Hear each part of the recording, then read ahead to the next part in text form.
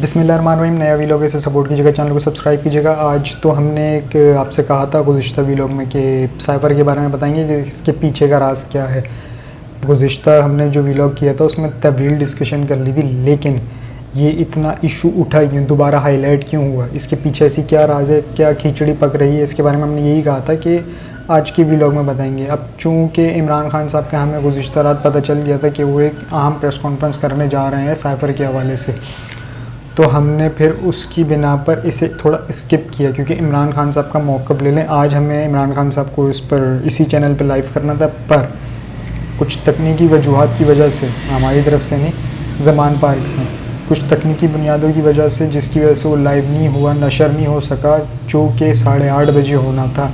तो अब वो नशर होगा रात 10:30 बजे, जो कि हम इस चैनल से उसे नशर भी करेंगे।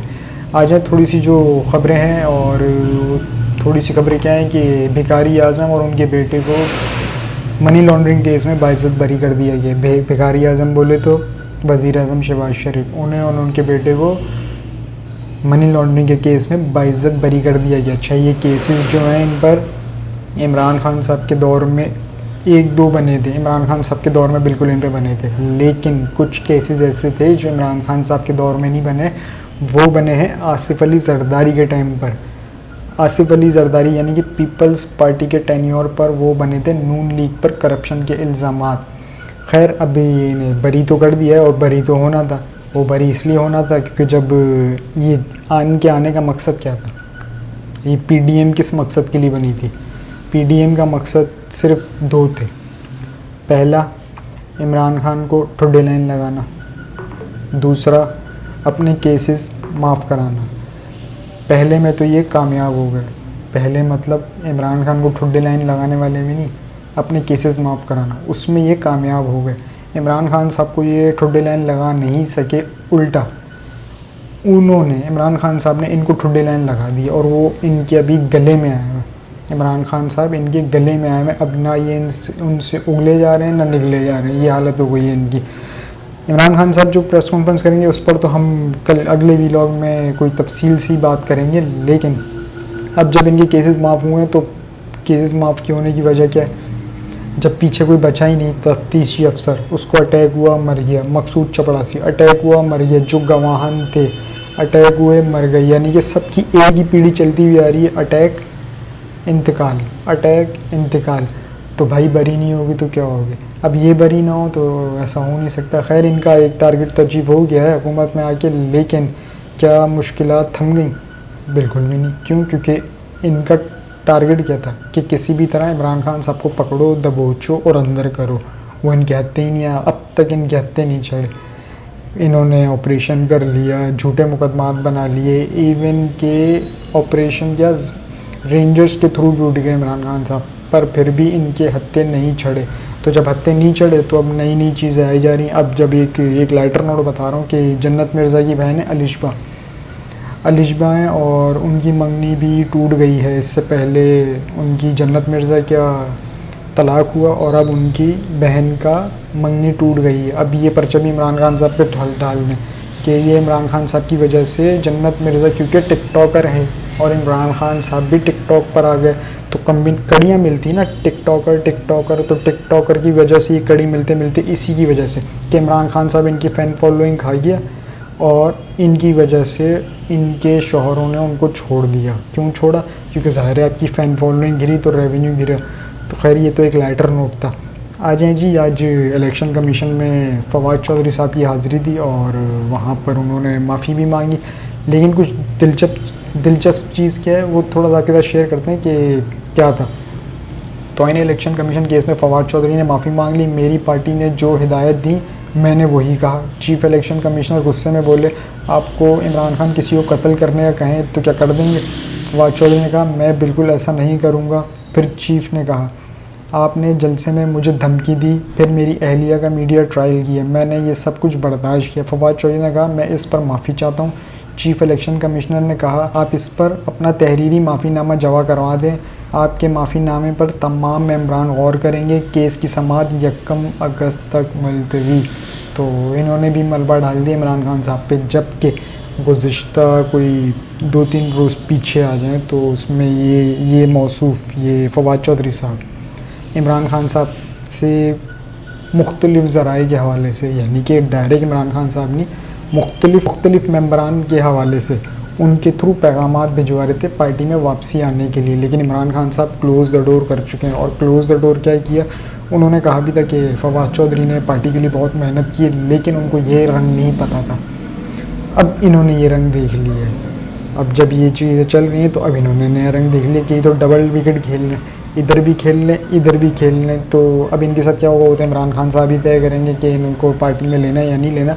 मुझे नहीं लगता इमरान खान साहब को अब इस स्टेज पे इनकी ज़रूरत है। इनकी क्या, किसी भी इलेक्टेबल की ज़रूरत है, क्योंकि जो भी आप सर्वे उठा के देख लें उसमें उन्होंने बुलंदी की हद कर दी है। यानी कि कोई भी अगर मैं ग्राफ उठाता हूँ तो वो 85% से नीचे तो है ही नहीं, या तो 85 है, 88 है, 90 है, 95 है, इस तरह से तो वो ग्राफ है। तो अब उनको किसी की ज़रूरत नहीं रही, क्योंकि भले ही पार्टी से इलेक्टेबल्स गए, कुछ वफादार साथी गए, लेकिन वो शख्सियात गई हैं, वोटर नहीं गया। वोटर अब भी इमरान खान साहब के साथ खड़ा हुआ है। और अगर आज भी इमरान खान साहब, सही कहते हैं वो इमरान खान साहब, कि मैं खंबा भी खड़ा कर दूं वो जीत जाएगा। इमरान खान साहब आज भी एक खंबा भी खड़ा कर दें तो वो खंबा यकीनन फ़तेह उसकी होगी और भारी अक्सरियत से जीतेगा, भारी अक्सरियत से। इसके अलावा इस्लामाबाद जुडिशल कॉम्प्लेक्स के बाहर आज असद उमर साहब की मीडिया से एक छोटी सी गुफ्तगू थी, और वो गुफ्तगू साइफ़र के हवाले से ही थी, साइफ़र केस के हवाले से। वो क्या थी वो आपके साथ शेयर करते हैं कि साइफ़र मामले पर FIA ने पेश होने का ऐलान किया है। तो बिल्कुल असद उमर और शाह महमूद कुरैशी दोनों पेश होंगे और अपना अपना बयान रिकॉर्ड कराएंगे। नई पार्टियों से मुतल्लिक सवाल पर असद उमर ने कहा कि पार्टियाँ अवाम बनाते हैं और वही चलाते हैं, किसी पार्टी का फ़ैसला कोई दूसरा नहीं, सिर्फ अवाम कर सकते हैं। उन्होंने कहा कि परवेज़ खटक एक तजुर्बाकार सियासतदान है, मगर अब देखते हैं कि उन्हें क्या कामयाबी मिलती है। साइफ़र से मुतल्लिक आज़म खान के एतराफ़ी बयान पर असद उमर का कहना था कि आज़म खान का जो 164 का बयान सामने आया, मुझे उसमें कानूनी लिहाज से कुछ ख़ास नज़र नहीं आया। फिर उन्होंने कहा कि मुझे और शाह महमूद कुरैशी को FIA ने 24 जुलाई को बुलाया है, जाएंगे और हक़ाइक़ बताएंगे। तो आज़म खान साहब अब तक मंज़र-ए-आम पे नहीं है, लेकिन आज़म खान साहब जो लापता थे, वो लापता शख्स पहले बयान रिकॉर्ड कराते 164 का, बयान रिकॉर्ड कराने के बाद दोबारा गायब हो जाता है। उसके बाद जब हमने ये कल वीलॉग आपसे शेयर किया, कल वाला वीलॉग, तो उस दौरान जब वो वीलॉग शेयर हुआ, उस दौरान आज़म खान साहब अपने घर पहुंच गए और जो उन पे FIR कटी हुई थी लापता होने की, वो भी वापस ले ली गई। तो ऐसी क्या वजह थी? तो इमरान खान साहब ने यानी कि कल सही कहा था कि यही आज़म खान मेरे मुंह पे कह दें, जो उन्होंने 164 का बयान कलमबंद करवाया है, वही शख्स मेरे मुँह पर कह दे तो मैं मान लूँगा। क्यों? क्योंकि आज़म खान एक इज़्ज़तदार आदमी, और ज़ाहिर है मुँह पे तो वो नहीं बोलेंगे क्योंकि उनसे ये बयान लिया गया है। सेम कॉपी पेस्ट हाल हुआ है, जो इसहाक डार के साथ किया था वो इनके साथ किया। और फिर इसहाक डार ने अदालत में क्या किया था, इसहाक डार साहब मुकर गए थे और कह दिया था कि मुझसे ज़बरदस्ती बयान लिया गया। तो अब यही मामला देखने में आएगा कि क्या होता है। इसके अलावा इंसदाद दहशतगर्दी अदालत ने उमर सरफराज चीमा, जितने भी 9 मई में जो गिरफ़्तार हुए हैं, उमर सरफराज चीमा हो गए और खदीजा शाह हो गई, इजाज़ चौधरी साहब होगा और दीगर जितने भी मुल्ज़िमान अरेस्ट किए हैं बकौल मुल्ज़िमान, उनका रिमांड मंजूर कर लिया और 3 अगस्त तक तौसीह कर दिए जुडिशल रिमांड की। अब आ जाएँ एक ट्रक की बत्ती के पीछे। वो ट्रक की बत्ती क्या है कि नवाज़ शरीफ आएंगे नहीं आएंगे। तो ये एक लॉलीपॉप है जो कि भगौड़े मियाँ साहब और उनकी साहबजादी की तरफ से दिया जाता है। उनकी तरफ से ये पैगाम दिया जाता है किसे, और पैसे दिए जाते हैं मीडिया को पैसे दिए जाते हैं, ऐ फड़ो और तुसी हमारे वोटर को, हमारे सपोर्टर को और हमारी जो चाहने वाली आवाम है उनको बेवकूफ़ पे बेवकूफ़ बनाओ। तो और ये बेवकूफ़ बना रहे हैं कि मियाँ साहब होना है, मियाँ साहब होना है, मियाँ साहब होना है। तो मियाँ साहब कभी नहीं आने वाले। क्यों नहीं आने वाले? क्योंकि अगर मियाँ साहब ने आना होता, उनके भाई की हुकूमत है, उन्होंने अपने केसेस ख़त्म करा लिए, तो ऐसी क्या वजह है कि मियाँ साहब के केसेस अब भी अटके हुए हैं? ठीक है, नाअहली का था ना, वो नाअहली का जो एक बिल पास हुआ 5 साल से ज़्यादा नहीं चाहिए, ठीक है मान लिया हमने, वो नाअहली का 5 साल का बिल, तो अब क्यों नहीं आते? आएँ और अदलिया का फ़ैसला करें, आएँ और अदालत को फेस करें, उसके बाद अपने केसेस जो भी होगा मनती के अंजाम, उसमें आप हो सकता है बरी हो जाए। आप भी, आपका भाई हुआ है ना बरी, भाई भी हुआ है, भाई का बेटा भी हुआ है, दोनों बरी हो गए, जितने भी गवाह थे सब अल्लाह मंडी हो गए। तो अब आप भी आ जाएँ, हो सकता है आपको फ़ायदा हो, लेकिन आप नहीं आ सकते।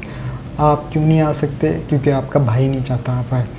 क्यों? क्योंकि एक फ़िल्म का डायलॉग था स्पाइडरमैन, बड़ी ताकत के साथ बड़ी ज़िम्मेदारी भी आ जाती है। तो ये जो बड़ी ताकत जिसको मैं नाम दे रहा हूँ ना, बड़ी ज़िम्मेदारी, क्या बॉन्डू ने, बांडिया ने भंडी मारा, तो बड़ी ताकत तो इसमें से हटा दें। तो ये जो शख्स है ना बांडिया, पीएम बांडिया, इस पीएम बांडिया ने सिवाय भंडी के और कुछ नहीं मारा, और ये चाहता भी नहीं कि आप आएँ। ये यूँ नहीं चाहता, क्योंकि अगर आप आ गए तो ज़ाहिर है एज अ सीएम कैंडिडेट तो नहीं आएंगे ना, आप एज अ पीएम कैंडिडेट आएंगे। और फिर भी आपको जिताने वालों ने अगर जिता भी दिया, आप जीत भी गए, जिताने वाले मैं यूँ बोल रहा हूँ क्योंकि इमरान खान साहब को दीवार से लगाया जा रहा है, फुल कोशिश की जा रही है, लेकिन हतमी फ़ैसला तो आवाम ने करना है, आवाम ने तो करना है। लेकिन कुछ फ़ैसले ऐसे होते हैं जो कि प्री प्लान्ड होते हैं। वो प्री प्लान कैसे होते हैं? क्योंकि हम जब वोट कास्ट करने जाते हैं तो हमें एक पेपर दिया जाता है, बैलेट पेपर, उस पर हम वोट कास्ट कर देते हैं। लेकिन इनके जो वर्कर्स हैं, इनको पूरी पूरी फाइलें दी जाती हैं कि आप जब घर से आएँ तो 3-4 वोट जेब में रख के लाइएगा, एक वहाँ पे लगाया, 3-4 ये, तो एक बंदा 4 से 5 वोट डालता है। इन भिखारियों के एक बंदा सिर्फ 4 से 5 वोट डालता है, तो जीतने का कुछ हरबा ये भी हो सकता है। और चेक कौन करेगा, कौन खड़ा होगा? इमरान खान साहब ने, याद है ना क्या कहा था, हुकूमत भी आपकी, मशीनरी भी आपकी, इस्टेब्लिशमेंट भी आपकी, आए और मुकाबला करें। पर वो भिखारी की अभी तक क्यों नहीं खुली? क्योंकि उसे पता है कि अगर ये मैंने चैलेंज कबूल कर लिया, इमरान खान साहब मेरा बेड़ा गर्क कर देगा। और मैं जो प्लान कर रहा हूँ यहाँ पे बैठ के कि मैंने इन्वेस्टमेंट लानी है और दिखाना है कि ये देखें मैं इन्वेस्टमेंट ले आया और इसके बदले मुझे पीएम की कुर्सी दी जाए, तो इस चक्कर में ये बैठे हैं, इसलिए वो जवाब नहीं दे रहे। अगर ये चैलेंज कबूल कर लिया ना उन्होंने, तो ये नस तो गए हैं, बस ये कि जनाजा पढ़ना बाकी होगा। और क्या, इमरान खान साहब वो जनाजा पढ़ाएंगे, दफनाने के लिए बहुत बंदे पड़े हैं, कंधे वाले नहीं, दफनाने की बात कर रहा हूँ। क्योंकि अगर आपने शायद घातक या घायल, सनी देओल की, जिसमें कातिया होता है, उसमें अमरीश पुरी जब मरता है तो उसे रेडी पे लेके जाता है, क्योंकि कंधा देने वाला कोई नहीं होता, तो वही होगा, कंधा देने वाला तो कोई नहीं होगा। खैर, आप जैसे भी जाएं, जनाजा इमरान खान साहब ही पढ़ाएंगे आपका। और आज रात को इमरान खान साहब वैसे एक्सपोज भी करने वाले हैं सैफर के मामले को। अच्छा, IMF की किस्त हमें, अगर आपको याद हो तो पिछले हफ्ते IMF की किस्त, IMF ने पहली किस्त रिलीज़ कर दी थी, जो कि 3 किस्तों में आनी है, लेकिन पहली किस्त रिलीज़ कर दी थी $1.2 अरब की, और उसके आफ्टर शॉक्स आहिस्ता आहिस्ता आ रहे हैं। अब ज़रा ये देखें आप कि टैक्स किस पे लगने जा रहा है, वो ज़रा ये तो देखें। बिजली के बिल में TV फीस ₹35 और रेडियो फीस ₹15 शामिल करने का फ़ैसला, यानी कि ₹50 दीजिएगा आप यानी कि आवाम, किस में? बिजली के बिलों में। और अगर किस्त आ गई थी तो अब डॉलर क्यों बढ़े जा रहा है? आज के डॉलर के रेट किसी को पता है? इन्होंने ट्रक की बत्ती के पीछे लगाया ना, सैफर। डॉलर के रेट क्या है? 291। ओपन मार्केट में डॉलर के रेट हैं 291। आज भी 1.86 पैसा बढ़ा है। क्यों? क्योंकि किस्त तो आ गई है, तो डॉलर को तो बैठना चाहिए। अब ये बढ़े क्यों जा रहा है?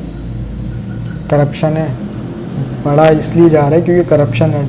डॉलर सबने खींच लिए, खींच लिए इलेक्शन कैंपेन के लिए। अभी जब ये टाइम आएगा ना, फिर रिलीज़ करेंगे, अपना कैश बैक लेंगे, क्योंकि मुनाफा हो जाएगा। और जब वो मुनाफा होगा तो वो इलेक्शन में यूँ उड़ाएंगे, जैसे वो देसी बार्स में आपने देखा होगा, इंडियन मूवी में यूँ पैसा उड़ता है, तो वो यही होगा। क्योंकि कीमे वाले नान से अगर वोट मिलने लगा तो यही होगा। लेकिन वो कीमे वाला, अब गुर्बत हमारे यहाँ इतनी है तो खाने के वांदे हैं, तो बिल्कुल कीमे वाले नान पर दे देंगे इनको वोट।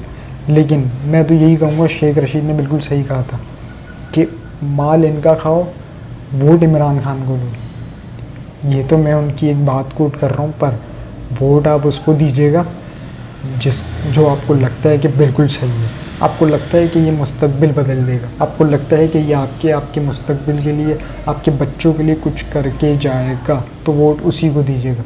दिल मानता है दीजिएगा, दिल नहीं मानता उसको मत दीजिएगा। ज़बरदस्ती नहीं है। ऐसा नहीं है कि नहीं उसने मेरे को यकीन वाला नान खिलाया था तो मैंने उसको ही देना, नहीं इमरान खान ने ये कहा था तो मैंने उसी को नहीं देना, नहीं इमरान खान साहब ने कुछ नहीं किया तो मैंने उसको नहीं देना, नहीं इमरान खान साहब ने हमें हेल्थ कार्ड दिया हमें उसी को देना है। तो ये नहीं, आपको जिसको लगता है उसको वोट दीजिएगा। इसके अलावा आखिर में एक छोटी सी बात करूँगा, आपको नाम पता होगा हेनरी किसिंजर। हेनरी किसिंजर ये कौन है सब जानते हैं। अब उनका मैं जिक्र क्यों छेड़ रहा हूँ इस मौके पर, थोड़ा सा पहले आपको बता देता हूँ कि इनकी पैदाइश थी 27 में 1923, 27 में 1923। आज ये पूरे 100 बरस के हैं। अब आ जाए मुद्दे पे कि मुद्दा क्या है। 70 की दिहाई में यानी कि आज से 50 साल पहले हेनरी किसिंजर चलाका एयरबेस से चीन की खुफिया विजिट पर गया था और फिर अमेरिकी सदर निक्सन के दौरे चीन की राह हमवार हो गई थी। बिल्कुल, ये आपको पता ही होगा। और आज 50 साल बाद वही हेनरी किसिंजर जो अब 100 साल का है, चीन और अमेरिका के ताल्लुकात ठीक करने गया है। आप ये देखें, आज इस वक्त वो आज जो है वो चाइना में मौजूद है और प्रेसिडेंट शी जिनपिंग के साथ उनकी मीटिंग हो रही है। तो ये बड़े ऑनर की बात है और इससे लगता है कि वाकई अमेरिका और चाइना के ताल्लुकात अब शायद कुछ बेहतर हो जाएंगे। लेकिन हम कहाँ फंसे हुए, हम सैफ़र पे फंसे हुए, हम कहाँ फंसे हुए, हम मकसूद चपड़ासी पे फंसे हुए, हम कहाँ फंसे हुए मेरा बाप वज़ीर आज़म था मेरी औलाद वज़ीर आज़म बनेगी, हम कहाँ फंसे हुए ये इस बार तुम वज़ीर आज़म बनो अगली बार मैं वज़ीर आज़म बनूँगा। हम कहाँ फंसे हुए हैं कि हमें कर्ज़ा कितना लेना है, हम कहाँ फंसे हुए कि आवाम पे बोझ कितना डालना है, तो हम यहाँ फंसे हुए हैं। अब तक के लिए इतना ही जी। अपना और इस चैनल का ख्याल रखिएगा, चैनल को सब्सक्राइब ज़रूर कीजिएगा। अल्लाह हाफ़िज़।